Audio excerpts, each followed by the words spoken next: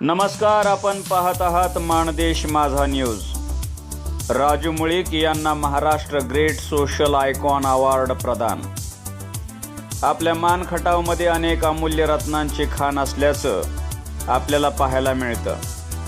पाण्याचं दुर्भिक्ष असणारा हा भाग पण आपल्या बुद्धीच्या जोरावर हिमालयाची उंची गाठण्याचं सामर्थ्य येथील रत्न ठेवत असतात। असंच हे कार्य कर्तृत्ववान व्यक्तिमत्व युवकांचे आशास्थान आणि ग्राहक प्रबोधन समितीचे मानखटावचे अध्यक्ष राजू मुळीक यांना विना इंटरनॅशनल पब्लिकेशन जिव्हाळा कला मंच यवतमाळ आयोजित कला साहित्य सांस्कृतिक सामाजिक अवॉर्ड कॉन्फरन्स कोल्हापूर यांच्या वतीने Maharashtra great social icon award प्रदान करण्यात आला।